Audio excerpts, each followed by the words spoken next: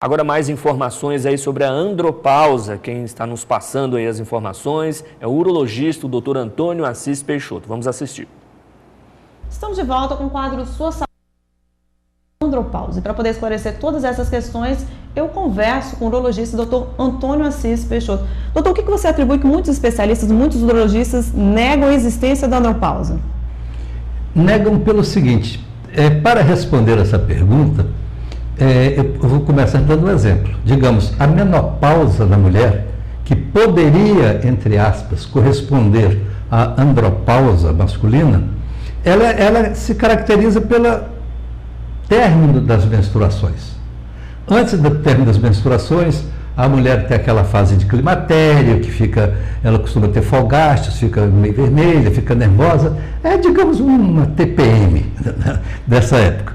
Então, e depois ela perde a menstruação, porque os hormônios que são responsáveis por esse cíclico menstrual em que a mulher no final tem a menstruação, esse hormônio desaparece. Esses hormônios femininos, especialmente andrógeno, progesterona. Então a mulher desapareceu a menopausa, então desapareceu as menstruações, ela está em menopausa e ponto final. Está caracterizado de uma maneira firme que ela está na menopausa. Agora nos homens não tem essa característica. Porque os hormônios masculinos, como eu disse no princípio, eles vão diminuindo paulatinamente, certo? Então, para caracterizar o que é uma andropausa, é bem difícil, mas eu caracterizo, eu digo que sim, pelo fato de ser uma realidade de que os hormônios masculinos vão diminuindo à medida que o tempo passa. Então, eu poderia dizer que não poderíamos chamar andropausa como uma fase de vida do homem. Não tem a fase da infância, que praticamente o hormônio é baixíssimo, praticamente não, o hormônio é baixíssimo, depois ele não entra na puberdade, que aí começa os hormônios a virem, e depois a fase adulta, que os hormônios estão mais ou menos equilibrados durante essa fase. Então, digamos, eu posso falar que a andropausa existe, mas como uma característica de fase de vida, que começa a partir dos 50 anos. A disfunção erétil é uma das consequências da andropausa? A disfunção erétil é consequência direta, e normalmente o homem vai procurar o urologista, não é porque ele está meio irritado, não é porque ele está com a barriguinha maior, não é porque os pelos da perna estão diminuindo, não é porque ele está assim muito adinâmico, normalmente isso passa, eles acham que é uma característica de vida da idade, mas quando começa a ter o distúrbio erétil, aí ele já começa a preocupar, pelo menos a maioria, eu não sei se eu posso falar a maioria, porque o homem depois de certa idade ele começa a esquecer também dessa função sexual, mas sim, caracteriza porque o hormônio tem uma ação direta na libido e também na ereção masculina. Na andropausa, os homens podem sofrer perda de massa muscular, como o senhor falou anteriormente. Mudar os hábitos é necessário? O que seria indicado nessa situação?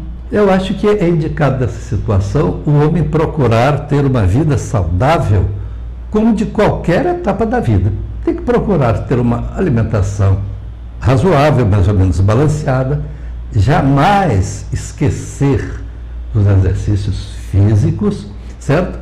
E deve procurar, se ele está sentindo que a sua função, de um modo geral, orgânico mesmo, da sua libido, da sua ereção não está boa, procurar um urologista para que se faça um exame geral para ver se realmente seus sintomas são devido a essa baixa hormonal. E qual é a dica que você pode dar para quem está passando, pela andropausa neste momento? A dica que eu posso dar é o seguinte, que ele procure um urologista, porque se ele tiver com baixa de hormônio, certo? A gente pode resolver isso daí, mas é muito interessante eu falar isso aqui. Quando a pessoa, o homem, ele vai chegando a uma certa idade e que a sua função erétil não está muito boa e que ele já começa a ficar preocupado, quando ele faz a reposição hormonal, mas é uma melhora geral.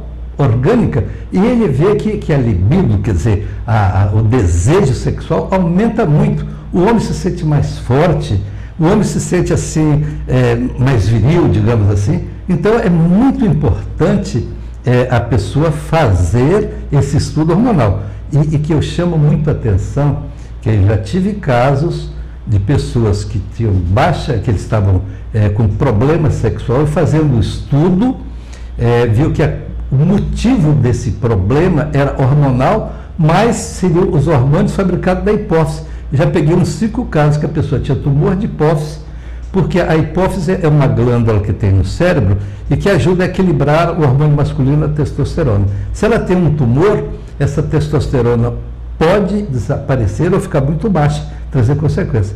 Então, era uma causa lá de cima que está causando a baixa hormonal. E assim também tireoide, os hormônios tireoidianos, porque os hormônios, tanto masculino quanto os demais hormônios, eles vivem de uma maneira amiga, de uma maneira equilibrada. Ok, doutor, muito obrigada pelas importantes informações aqui no nosso quadro. A gente agradece a sua presença. As ordens, é uma satisfação estar com vocês. E se tiver necessidade, avise com a gente que nós teremos prazer em estarmos com vocês.